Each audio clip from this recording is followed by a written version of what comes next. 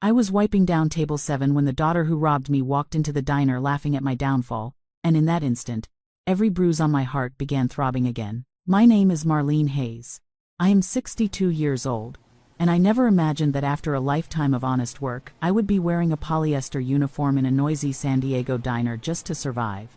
But life has a way of stripping you down to the bone, especially when the betrayal comes from the very people you once carried in your arms. Harbor Point diners smelled of coffee, burnt toast, and the endless churn of life. I had been here for 5 weeks, learning how to move fast enough to keep up with the rush, how to smile when my knees ached, and how to swallow my pride every time a stranger snapped their fingers at me. This was not the life I planned. My late husband, Owen, and I once owned Hayes Marina Rentals, a small business that kept us comfortable, not rich but steady. After he died, I thought my daughter Lily and her husband Brent were helping me manage the paperwork I could barely see through my grief. Instead, they slid documents under my pen, documents that transferred the business, our small waterfront home, and every remaining account into their names. They told me it was temporary. They told me it was for tax purposes. They told me they were protecting me. And in my fog of mourning, I believed them. When I realized what they had done, the marina was already listed as theirs, the accounts closed, and I was left with nothing but a retirement check that barely covered my food. Lily said I was overreacting. Brent said I should be grateful. They both said it was time for me to learn to live smaller. I couldn't find the strength to fight. I found a room to rent, took the first job the employment center offered, and started over at an age when most people dream of slowing down. On my 3rd morning at the diner, I met him, Victor Hale. He came in precisely at 11:45 every day and sat at the corner booth near the window. He looked fragile, almost delicate, with silver hair and a posture that suggested the weight of years pressing down. He always ordered the cheapest thing on the menu, a cup of tea and a slice of sourdough toast. Nothing more. He ate slowly, stretching each bite as though he didn't know when he might have another meal. His hands trembled when he lifted the mug, and yet his eyes clear, sharp blue, missed nothing. I noticed him the way people who are hurting notice each other. One afternoon, when he seemed especially drained, I quietly shared half of my sandwich with him. His eyes filled with something deeper than gratitude, something like recognition. "Thank you, Miss Hayes," he whispered. "Kindness is rare these days." It startled me that he knew my name, but I let it pass. I was too tired to question anything. Still, sometimes I caught him watching the door, scanning faces, as though expecting someone familiar. And once, just once, I saw him slip a small leather notebook back into his coat the moment he noticed me looking. That was the first sign that Victor was not what he seemed. Victor and I settled into a quiet rhythm that became the calmest part of my day. Every morning I tied my apron, rubbed the stiffness out of my fingers, and waited for the clock to hit 11:45. And right on time, Victor would shuffle through the door with his careful steps, nod politely at the hostess, and take his usual place by the window. Sometimes I wondered if he came for the toast, or if he came for the conversation, though he never said much. He spoke slowly, selectively, like every word cost him something he could not afford to waste. Over time, he began sharing small pieces of himself. He told me his wife, Judith, had passed 3 years earlier after a long illness. He mentioned 2 children, Charlotte and Mason, who lived somewhere in Northern California but seldom visited. He always softened his voice when he said their names, as though they were distant memories he still carried like heavy stones. Whenever I gently asked what he did before retirement, he brushed it off with a vague answer about business consulting, then changed the subject. I learned not to push. There were other oddities. A black sedan sometimes parked across the street during lunch hours. I assumed it belonged to a customer from one of the nearby shops until I noticed the driver never left the vehicle. He would sit there, sunglasses on, hands still, gaze fixed on the diner entrance. The strange thing was that Victor never looked at him directly, but I could tell he was aware of the sedan each time it appeared. His shoulders tightened. His eyes flicked toward the window. The tremor in his hands grew stronger. One afternoon, when the lunch rush overwhelmed us, I barely touched my meal break. Victor noticed. He watched me weave between tables with a sympathetic frown, and when I brought his tea, he pushed his plate toward me. "Eat something," he murmured. "You look worn thin." "I will later," I said. "Busy day." He hesitated, then spoke in a voice so soft I almost missed it. "People who work themselves to the bone. They are often the ones nobody cares about until it's convenient. The remark cut deeper than it should have. I wasn't sure if he was talking about himself or me. Maybe both. That day, when he saw me unwrap my small packed lunch between orders, he shook his head. "Share it with me," he said. "Please." I slid half my sandwich toward him. The gratitude in his eyes startled me. They glistened, almost breaking. "No one has shared a meal with me in a long time," he whispered. I realized then that Victor wasn't just lonely, he was fractured in ways he didn't discuss.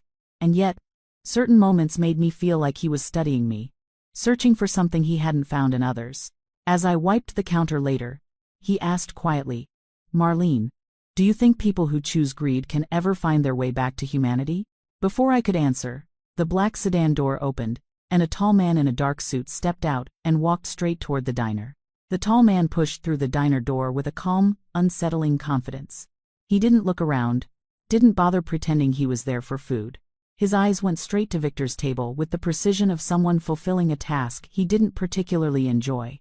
Victor didn't lift his head, he only tightened his fingers around his teacup, as though bracing for an impact no one else could see. The man stopped beside Victor, leaned down, whispered something too quietly for me to hear, then slipped a business card under Victor's saucer. Victor gave the smallest nod, not of agreement but acknowledgement.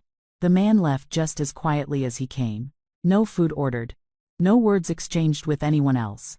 I stood frozen behind the counter, but Victor pretended as though nothing unusual had happened. He continued slicing his toast into neat, fragile squares. Whatever that moment meant, it wasn't meant for me. At least, not yet. I didn't have time to dwell on it because the bell over the door chimed again and my stomach dropped.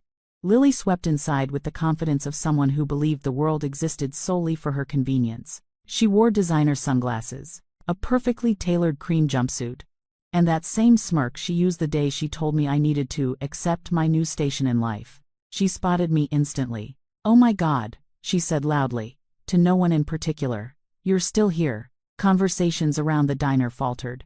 Forks paused midair. My throat tightened. "Hi Lily," I said carefully. "What brings you?" She cut me off with a dismissive laugh. I was nearby and thought I'd see how the other half lives. "You look exhausted, Mom. You sure this job isn't too advanced for you?" Heat flushed my face. "Lily, please." She raised her voice even higher. "What?" "I'm just saying you look pathetic wiping tables at your age." Customers stared. Some looked sympathetic. Others looked entertained. I felt the walls closing in. Then, out of nowhere, Victor stood. It was the first time I had ever seen him rise quickly.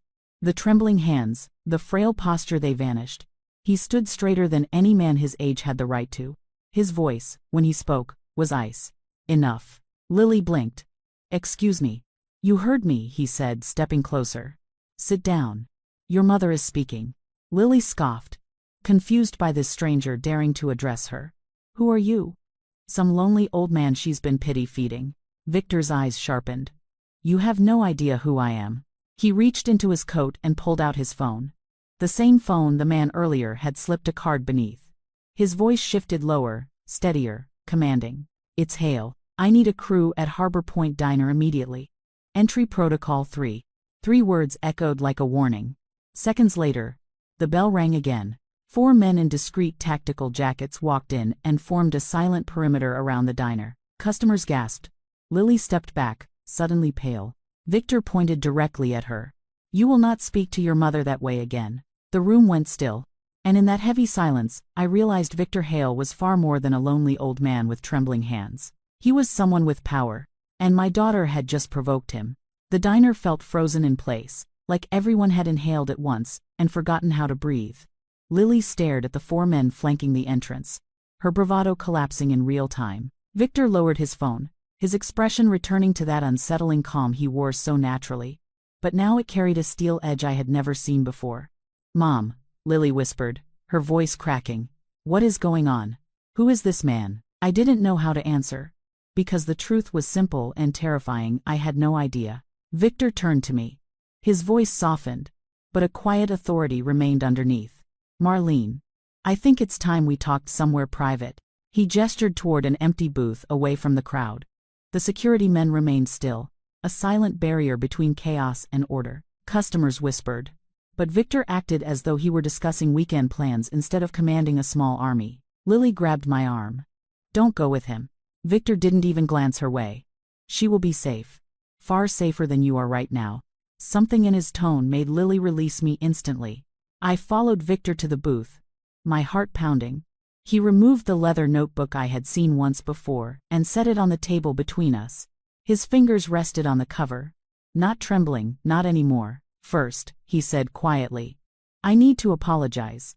I didn't intend for the truth to come out this way. But your daughter's cruelty forced my hand." "Truth about what?" I whispered. He breathed slowly, choosing every word with care. "My name is Victor Hale. I am not retired. Not in the traditional sense. For 40 years, I built Hale Marine Technologies into one of the largest independent research firms on the West Coast. We developed coastal mapping systems, submersible guidance equipment, emergency beacon networks, things that keep people alive without them ever realizing it." My mouth fell open. I had heard of Hale Marine. Everyone in San Diego had. It was enormous, powerful, untouchable. "But 2 years ago," he continued, "after my wife died, my children tried to force me to transfer control. They called it succession planning. I called it greed." He looked down, the faintest crack of pain visible. "So I walked away. Disappeared. Let them believe I had suffered a mental decline. I wanted to see the world without money, without influence, without the filters people wear when they think you can give them something. And you came here," I whispered. "Here," he said gently, "I found you." I stared at him stunned. "From the first day you shared your lunch with me," Victor continued, "I saw a woman stripped of everything but still capable of kindness. And I began looking into your story." My stomach tightened. "Looking into?" "Yes," he said. "Your daughter and her husband didn't just trick you. They falsified documents. They buried tax records. They transferred assets into shell accounts that have no legal standing." My breath caught. "Marlene," he said softly, "what they did is criminal." I felt dizzy, gripping the table for balance. Victor leaned forward, eyes steady. "And I intend to help you reclaim every single thing they stole from you." I sat there, unable to speak, as Victor opened his leather notebook and turned it so I could see the pages. They weren't filled with ramblings or sketches like I once imagined. They were meticulous records, copies of documents, handwritten notes, dates, and highlighted lines that made my pulse quicken. The first page showed the deed to my marina. Underneath it, Victor had written one word: fraud. "This," he said quietly, tapping the corner of the paper, "was altered. The original signature block was removed and replaced. Whoever did it used a scanning pattern consistent with mid-tier imaging software. Amateur, but effective enough to fool someone grieving." I stared, horrified. "Brent handles digital forms. He told me everything was standard." Victor nodded. "Standard for someone trying to steal." He turned the page. Bank withdrawals. Transfers I had never authorized. A ledger showing inconsistent amounts routed through a holding account I didn't recognize. "What is this account?" I whispered. "A shell company," Victor replied. "They created it under the name Del Mar Advisory. It doesn't exist as a licensed entity, which means every transfer they made into it is illegal." The room felt as though it tilted sideways. I had known they betrayed me, but seeing the proof laid out, neat and undeniable, made it real in a way grief alone never had. "I don't want them arrested," I murmured, barely hearing my own voice. "They're my family." Victor's expression softened. "Family is not defined by blood. It is defined by loyalty." I wiped my eyes, but the tears kept coming. Victor continued. "My team has already begun retrieving the full data trail. We have bank logs, digital fingerprints, and enough evidence to charge them with elder exploitation, financial coercion, and falsifying property documents." I shook my head. "I don't want revenge. And you won't get revenge," he said calmly. "You will get your life back." He flipped another page. There, printed in bold letters, was something that made me gasp. Proposed sell date: 2 weeks. Under it, the name of a private buyer I had never heard of. "They're trying to sell the marina," I whispered. "They have been negotiating quietly," Victor replied. "A buyer from Sacramento. That meeting you see scheduled here? It finalizes the deal. If it goes through, reclaiming anything becomes far more complicated." I felt sick. My husband's life work, my memories, everything we built. They were carving it up like it meant nothing. I can stop the sale, Victor said. By tomorrow morning. I can freeze the transfer under suspicion of fraud. My hands trembled so violently I had to fold them in my lap. What happens to Lily? That depends on you, he answered simply. I looked at him, searching for something: mercy, direction, strength. Instead, I saw patience, and a steadiness that reminded me of someone who had walked through storms harsher than mine. I don't want to destroy her, I said shakily. I just want my life back. I want what Owen and I worked for. I want peace. Victor nodded, closing the notebook gently. Then that is exactly what we will aim for. He stood and offered me his hand. Marlene, you have been stripped of everything. Now it is time to take it all back. The next morning felt unreal, like I had stepped into someone else's life. Victor arranged everything so swiftly, it made my head spin. His team secured a meeting at the marina office, the very place Lily had stripped from me. Walking back into that building sent a sharp ache down my spine. The familiar scent of seawater and old varnished wood clung to the walls, just as it had when Owen ran it with pride. But now it felt cold.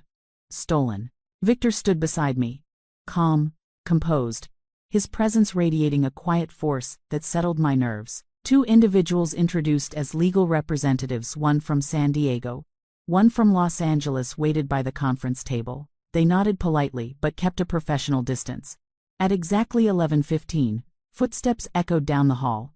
Lily entered with a bright, anticipatory smile, clearly expecting the private buyer. But the moment she saw me seated beside Victor, her expression collapsed. What is this?" she demanded. Victor didn't answer immediately. He gestured for her to sit. The authority in that simple motion made her obey. "Where's Mr. Carlson?" Lily asked sharply. "We have a scheduled meeting." Victor opened his leather notebook and slid a printed packet across the table toward her. "Your meeting has been postponed indefinitely." She snatched the packet, flipping through it. Confusion melted into shock. "What is this supposed to be?" "Evidence," Victor said, his tone like a calm tide hiding a strong undercurrent. "Of every fraudulent transaction, every falsified form, every duplicated signature block, every hidden account." Lily's breath stuttered. This doesn't mean." "It means exactly what it shows," Victor said. "You stole from your mother. You manipulated property deeds. You attempted to liquidate a business that never legally belonged to you." Lily turned to me with desperate eyes. "Mom, tell him he's mistaken. Tell him Brent handled the paperwork. Tell him, I know what happened," I whispered.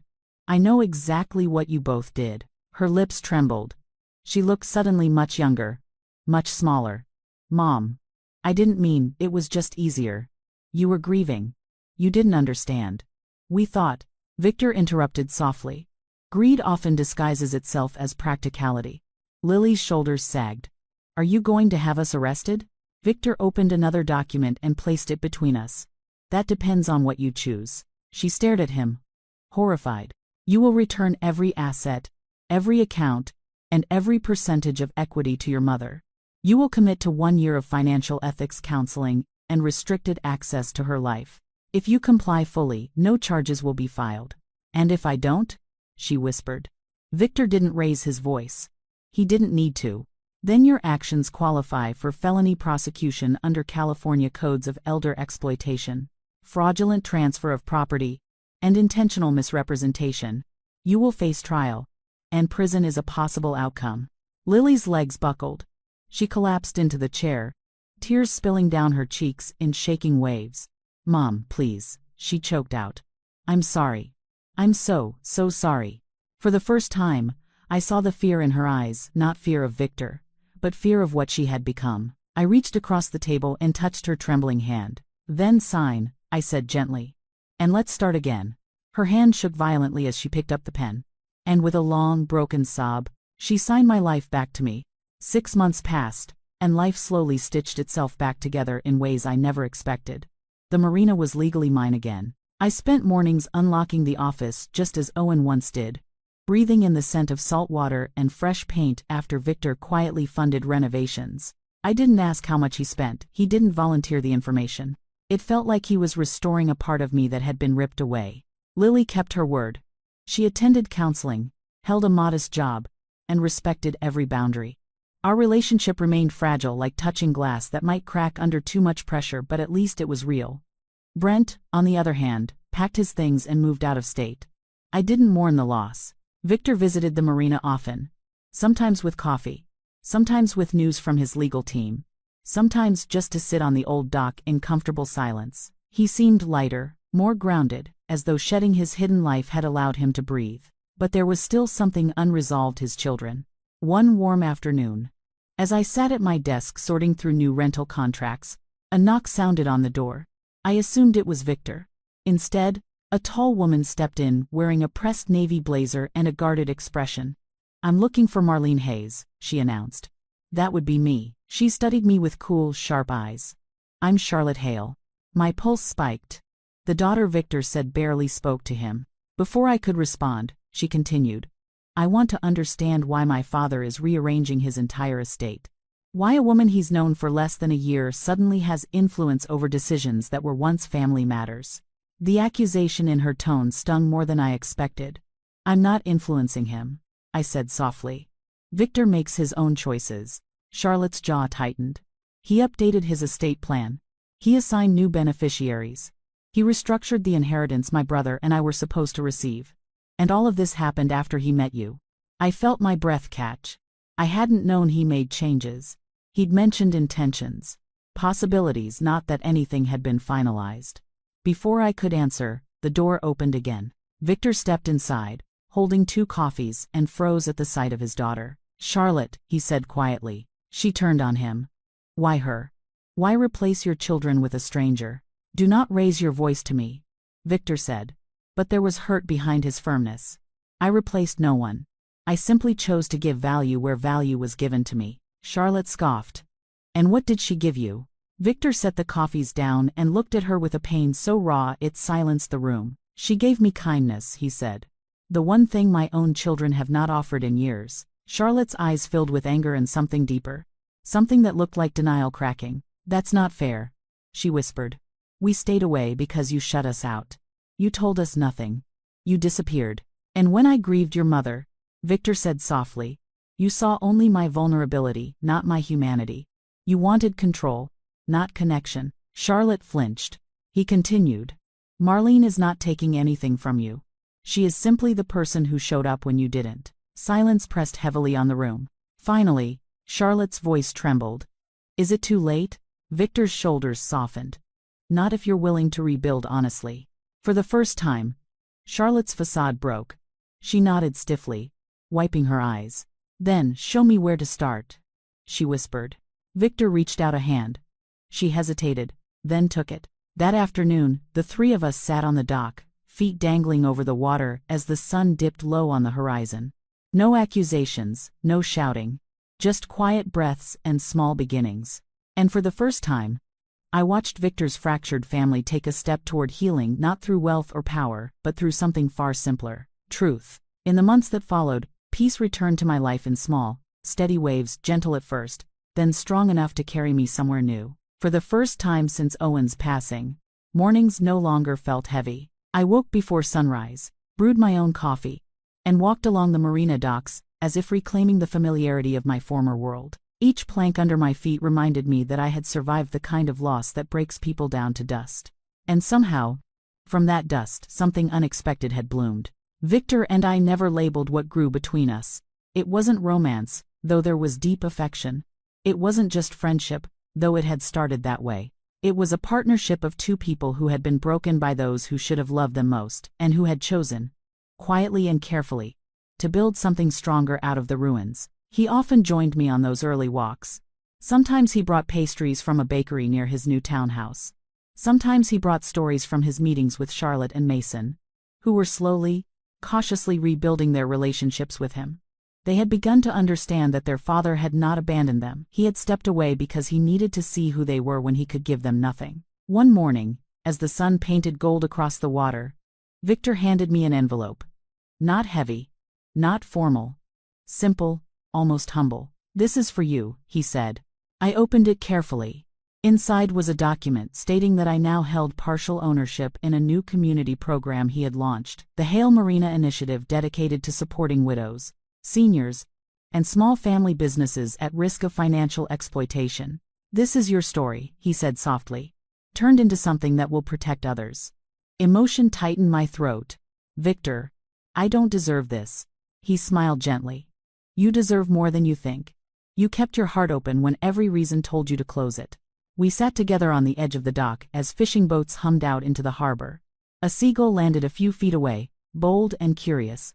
Life felt simple again, not perfect, but honest. Lily and I now met for lunch twice a month.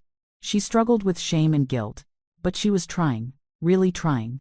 And while trust didn't return overnight, I could see pieces of the daughter I once knew resurfacing. She brought me flowers sometimes. She asked questions about my day. She apologized not just once, but repeatedly, in ways that showed she understood the magnitude of her choices. One afternoon, she slipped her hand into mine and whispered, "Thank you for not giving up on me." Those words mattered more than anything she had signed. As I sit here now, telling you my story, I realize something important. We do not get to choose the betrayals life hands us. We do not get to choose who breaks our hearts. But we do get to choose what we become after the breaking. And sometimes, the family we build out of compassion, accountability, and truth becomes far stronger than the one we lost. Now I'm curious, what would you have done in my place? Have you ever rebuilt yourself after someone you loved hurt you deeply? Share where you're watching from. And stay with me, I've left two powerful stories on the final screen that will take your breath away. Looking back now, I finally understand that life doesn't fall apart to punish us. Sometimes it collapses so we can see who truly stands with us when the dust settles. I lost the home I built, the savings I worked decades for, and the children I thought would protect me in my old age. But in that empty space, I found something far more valuable.